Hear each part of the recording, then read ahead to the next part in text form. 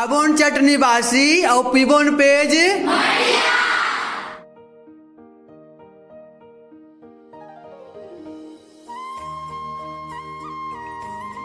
धीरे धीरे नंदावा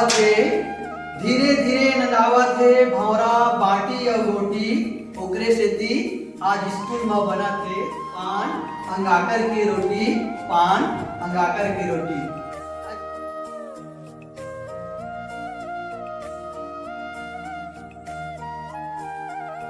जी रही के चूल्हा पिंटू काबर घूरा थे सर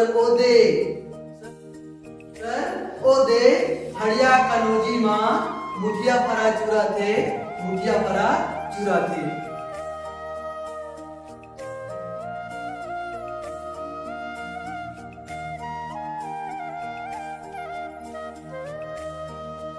खाबोन चटनी बासी और पीबोन पेज मड़िया। गौकीन अब्बड़ मीठा थे हमर भाखा छत्तीसगढ़िया।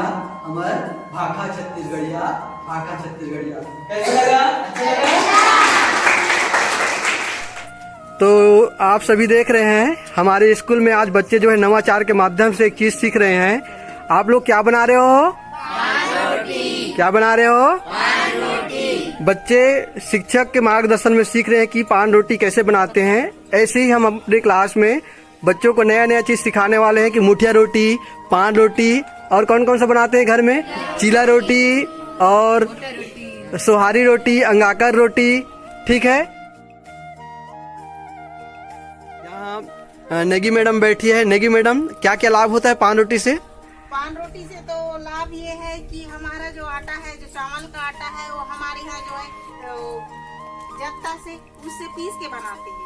और दूसरी बात है कि इसमें बिल्कुल भी तेल नहीं लगता है और पत्ते में भाप में धीरे अंगार में पकता है, जिसके कारण ये बहुत ही स्वादिष्ट और जो है पौष्टिक आहार है। जी बहुत अच्छा। साथ ही साथ हमारा क्या होता है, छत्तीसगढ़ी का जो रीति रिवाज है उसका संरक्षण भी हो जाता है। हम लोग भूल चुके हैं, जैसे आजकल जो फास्ट फूड रहता है ना, फास्ट फूड के कारण अपना जो पुरानी जो रीति रिवाज है उसको हम लोग भूल गए हैं। पान रोटी और कौन सा होता है, चीला रोटी, मुठिया रोटी, इसको भी हम लोग बना रहे हैं ना।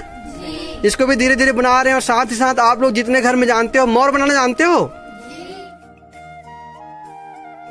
मोर बनाना, दोना बनाना, तो उसको भी एक दिन अपने मम्मी पापा को बुला करके यहाँ पर हम लोग आप सभी को सिखाएंगे।